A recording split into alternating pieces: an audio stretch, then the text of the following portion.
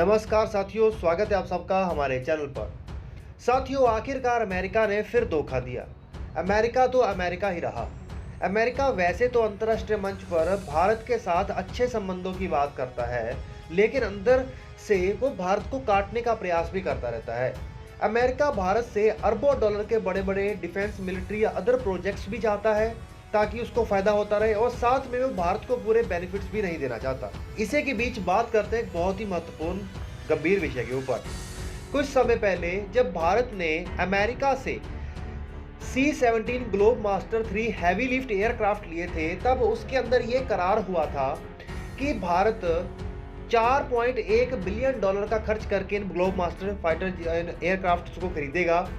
साथ में DRDO को बोइंग एस्टैब्लिश करने में हेल्प करेगा high altitude engine test facility और ट्राइसोनिक विंड टनल फैसिलिटी, जिसकी वजह से भारत को जो टेक्निकल एक्सपर्टीज चाहिए, जो जिसमें भारत कहीं ना कहीं लैकिंग है, भारत को वो ना होगी।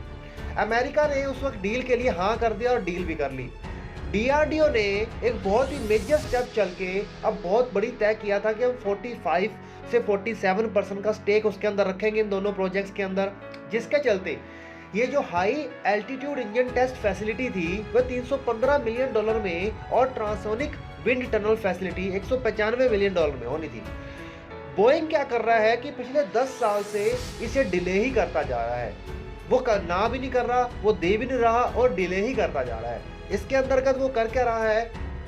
बोइंग कह रहा है कि यूएस की गवर्नमेंट ने एक्सपोर्ट के ऊपर रिस्ट्रिक्शंस लगा रहे हैं, जिसकी वजह से हमें ये नहीं मिला या फिर हम इसको एक्सपोर्ट नहीं कर पा रहे। दूसरी तरफ DRDO ने ये क्लेम किया है कि बोइंग ने ये बिल्कुल भी इंडिकेट नहीं किया था एक्सपोर्ट लाइसेंस के लिए कि वो कितना टाइम लेंगे। अमेरिका हो, रशिया हो, ये देश हमेशा भारत को अपने हथियार तो बेचना चाहते हैं, लेकिन उन्हें उन्नत तकनीक के हथियार नहीं देना चाहते। अगर किसी मजबूरी के कारण उनको इन देशों को, खासकर भारत को, अगर कोई उन्नत टेक्नोलॉजी का हथियार देना भी पड़े तो उसमें वो कोशिश करते हैं कि ज़्यादा कंट्रोल अपने हाथ में रखें। लेकिन पहले डील के लिए उन्होंने भारत के साथ हस्ताक्षर तो कर लिया, अब वो पैरों को पीछे कर रहे हैं। अब उनके धोखेबाजी के बाद अब DRDO ने इस डील को कैंसिल कर दिया और तय किया है कि ये जो हाई एल्टीट्यूड इंजन फैसिलिटी है भारत खुद ही इंस्टॉल करेगा। बोइंग को ये पहले से पता था कि अगर भारत को एक्सपोर्ट लाइसेंस चाहिए, खास करके DRDO को इस इंजन को बनाने के लिए, तो भारत को यूएस की गवर्नमेंट से, लेकिन इन सब के बावजूद भी उस बोइंग कंपनी ने भारत को, DRDO को बात को लेकर अंधेरे में रखा और अब वो डिले ही करते जा रहे हैं।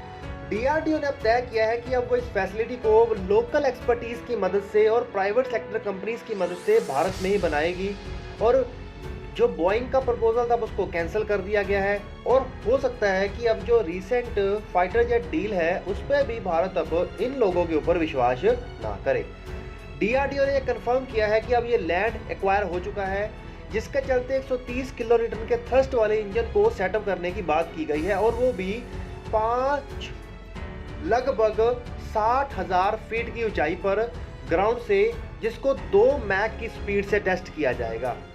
DRDO ने यह कहा है कि इस फैसिलिटी को 3-4 साल लगेंगे तैयार होने में। कॉन्ट्रैक्ट साइन हो चुके हैं और 60 से 70 एकड़ का जो लैंड है वो भी एक्वायर हो चुका है, और इस फैसिलिटी में कम से कम 4,000 करोड़ लगेंगे। तो साथियों, अब भारत देखो कहीं ना कहीं चाहे धोखे के बाद भारत कर रहा है, लेकिन भारत को फायदा तो होगा। तो आप लोग नीचे कमेंट करके बताइएगा कि आपका इसके बारे में क्या कहना है। चैनल को सब्सक्राइब करें, बेल आइकन दबाइए। Okay friends, bye bye.